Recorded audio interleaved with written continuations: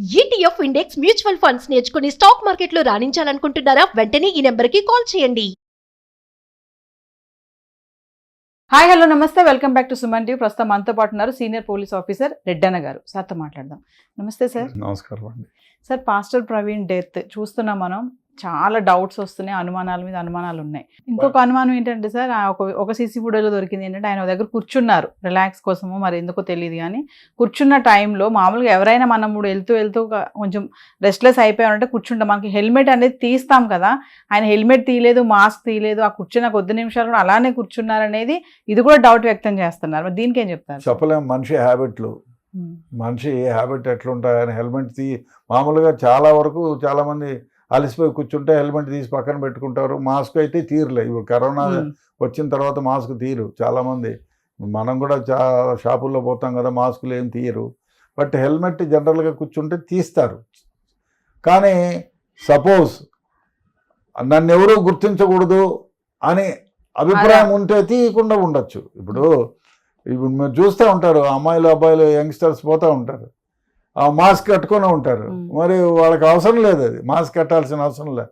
Somebody doesn't want to identify himself అంటే కట్టుకుపోతారు. ఎందుకు కట్టుకున్నాం అంటే ఏం చెప్తాం మనం? అది ఇప్పుడు ఆయన అలవాటు ఏమిటో మనకు తెలియదు. జనరల్గా అయితే హెల్మెట్ తీస్తారు, మాస్క్ తీయకపోయినా హెల్మెట్ తీస్తారు. బట్ హెల్మెట్ తీయలేదంటే మరి డూపులు పెట్టి అక్కడ ఆ టైంలోనే డూప్ పెట్టి అక్కడే తీయడం అంటే, అదే కాకుండా మనం ఇవన్నీ ఊహాగానాలే, మనం మాట్లాడేటివన్నీ ఊహాగానాలే.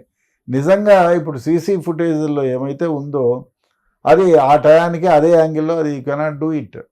ఒక వారం రోజులు 10 రోజుల తర్వాత యూ కెనాట్ డూ ఇట్. ఇమీడియట్గా రికార్డ్ అయిన టైం ఉంటుంది, you cannot do take it out కదా. Every minute will be recording there. ఆ టయానికి ఆ మనిషి, అదే స్టేచర్ ఉండే మనిషి, అదే హైట్ ఉన్న మనిషి, అది కష్టం డూపు అనే ఐ డోంట్ థింక్. బట్ అంత పెట్టే వ్యవహారం ఏముంటుంది అని. ఇప్పుడు ఆయన చంపడానికి గల కారణాలు, చంపొచ్చు, చంపేవాళ్ళు కూడా ఉండొచ్చు, చెప్పలేము. ఎందుకంటే అంత పర్సనలైజ్డ్గా చంపేవాళ్ళు అదే దాన్ని ఎంచుకొని ఉండాలి. మరి చెప్పలేము, అది చంపేదానికి అంత కక్ష ఏముంటుంది. పోనీ ఏదైనా వ్యాఖ్యానం చేశాడా, ఎన్ని రోజుల క్రితం చేశాడు. ఇప్పుడు మీరు సింపుల్గా ఏమిటంటే, ఎవరినైనా మీరు పోయే దారిలో మిమ్మల్ని ఒక అబ్బాయి తగిలాడు అనుకో, ఇమీడియట్గా చెప్పు తీసుకుంటావు చేతిలోకి, లేకపోతే కొడతావు. బుద్ధి ఉందా లేదా అని ఇమీడియట్గా రిటార్ట్ అవుతావు. మళ్ళీ 4 రోజుల తర్వాత నువ్వు రిటార్ట్ కావు, అంత వాడు ఎదురుపడినా గమనైపోతావు. ఈ స్పర్క్ ఆఫ్ ది మూమెంట్ ఏది కూడా అట్లే ఉంటుంది కూడా.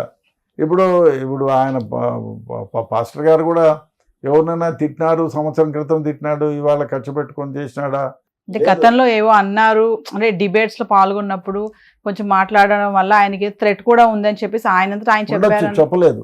ఉండొచ్చు, థ్రెట్ ఉంటే ఉండొచ్చు, మనం చెప్పలేం కదా. ఆ డిబేట్స్ ఏమిటి, ఎవరికి సంబంధించినవి, ఆ డిబేట్స్ ఇండివిజువల్గా సంబంధించిందా, ఒక మతానికి సంబంధించిందా, ఒక గ్రూపుకు సంబంధించిందా, ఆ గ్రూపులో ఈ మాటలు విని అబ్బా ఇట్లా మాటలు వినలేను ఇంకా చంపేయాలనేటువంటి కక్ష పెంచుకొని దానిపైనే ఉండి చంపితే చంపిండొచ్చు. మరి అంత కక్షపూరితమైన మాటలు, అంత హర్ట్ చేసే మాటలు ఈయన ఏమైనా మాట్లాడింటే డెఫినెట్గా జరిగి ఉండొచ్చు, చెప్పలేము.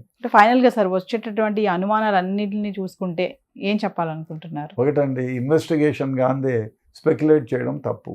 దానివల్ల ఏమవుతుందంటే ఇప్పుడు ఇన్వెస్టిగేషన్ కానివ్వండి, ఇన్వెస్టిగేషన్లో వాడు తప్ప పొలిటికలైజ్ చేయకూడదు, ఎప్పుడు కూడా పాలిటిక్స్ చేయకూడదు. ఒకటి. రెండవది, న్యాయంగా నిజాయితీగా ఇన్వెస్టిగేషన్కి సహకరించాలి. అదే కాకుండా ఇప్పుడు ఆ దారిలో పోయేటప్పుడు ఆయన ఎక్కడెక్కడ ఆగాడు క్షుణ్ణంగా నిదానంగా ఎగ్జామిన్ చేస్తే తెలియకుండా ఎక్కడ పోతుంది.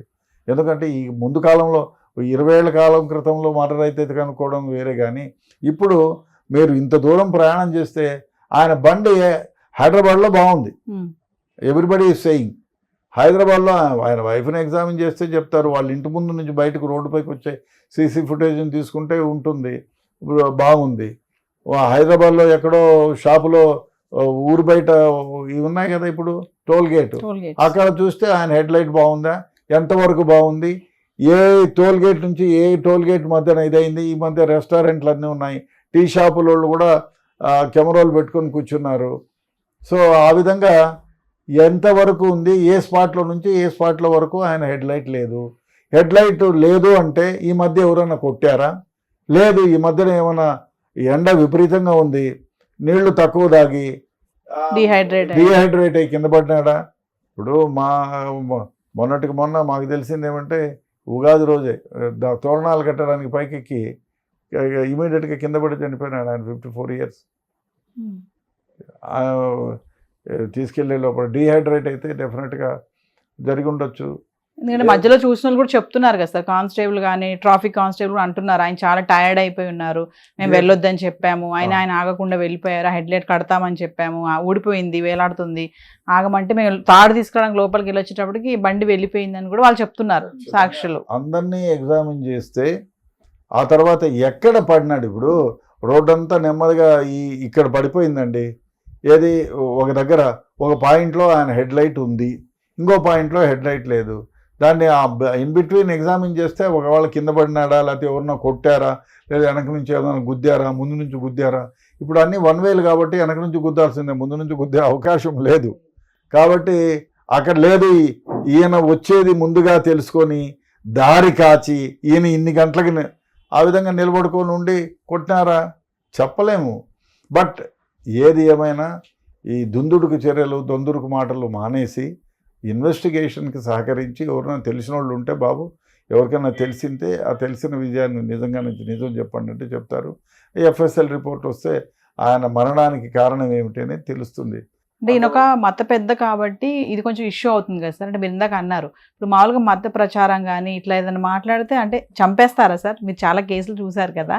అట్లయితే మీరు బాంబ్ బ్లాస్ట్ అయినప్పుడు ఓల్డ్ సిటీలో అందరూ ప్రతి శుక్రవారము వాణ్ణి చంపు వీణ్ణి చంపు అని అంటానే ఉంటారు వాళ్ళు మాట్లాడినప్పుడల్లా. ఇప్పుడు మత పెద్దలు, మతంలో ఉండేవాళ్ళు వేరే మతాలను మామూలుగా సర్వమత సమానత్వం ఉండాలి, అందరినీ సమానంగా చూడాలి. ఒక మతాన్ని కించపరిచే మాటలు కొందరు చెప్తారు, అంత మాత్రం చంపేస్తారు. I don't think so. అది ఇప్పుడు ఓల్డ్ సిటీలో అయితే మన మత పెద్దలు రోజు ఈ శుక్రవారం ఒకటి గురించి చెడ్డగా మాట్లాడుతూ ఉంటారు. అంత మాత్రం చేత తీసుకుపోయి వాళ్ళను చంపుతారంటే ఐ డోంట్ థింక్ సో.